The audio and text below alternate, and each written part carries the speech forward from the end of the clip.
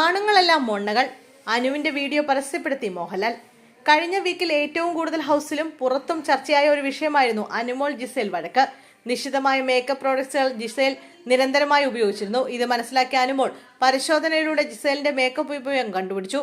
എന്നാൽ ഹൗസിലെ ഭൂരിഭാഗം മത്സരാർത്ഥികളും ജിസേലിനൊപ്പമായിരുന്നു. മാത്രമല്ല, ജിസേലിന്റെ വസ്തുക്കൾ അനുവാദമില്ലാതെ പരിശോധിച്ചതിന് അനുവിനെ ശകാരിക്കുകയും ചെയ്തു. രോഷം കണ്ട അനുമോൾ സഹമത്സരാർത്ഥികളായ പുരുഷന്മാരെല്ലാം മൊണ്ണകളാണെന്ന് ശൈത്യയുമായുള്ള സംസാരത്തിനിടയിൽ പറഞ്ഞു. ഇത് വലിയ രീതിയിൽ BB പ്രേക്ഷകർക്കിടയിൽ ചർച്ചയായി. മാത്രമല്ല, ആ വീഡിയോ ഹൗസിലെ മറ്റ് മത്സരാർത്ഥികൾക്ക് കാണിച്ചു കൊടുക്കണമെന്നും പ്രേക്ഷകർ ആവശ്യപ്പെട്ടിരുന്നു. അതുപോലെ തന്നെ സംഭവിച്ചു. മോഹൻലാൽ ഇന്ന് ഏറ്റവും കൂടുതൽ വീക്കെൻഡ് എപ്പിസോഡിൽ ചർച്ച ചെയ്തത് അനു ജിസേൽ കാറ്റ് ഫൈറ്റും അതുമായി ബന്ധപ്പെട്ട സംഭവ വികാസങ്ങളുമായിരുന്നു. മൂർച്ചയില്ലാത്തത്, കഴിവില്ലാത്തത് എന്നുള്ള വാക്ക് പ്രയോഗിക്കുന്നത് ഞാൻ കേട്ടു. അങ്ങനെ പറഞ്ഞു എന്നാണ് അനുമോളോട് മോഹൻലാൽ ചോദിച്ചത്. ഒപ്പം മൊണ്ണകൾ എന്ന വാക്കും പറയിപ്പിച്ചു. എല്ലാവരും ജിസേലിന്റെ ബോയ് ഫ്രണ്ട്സ് ആണെന്ന് താൻ പറഞ്ഞുവെന്നും അനുമോൾ സമ്മതിച്ചു. ശേഷം അനുവിന്റെ വൈറലായ വീഡിയോയും ഹൗസിൽ മോഹൻലാൽ പ്രദർശിപ്പിച്ചു.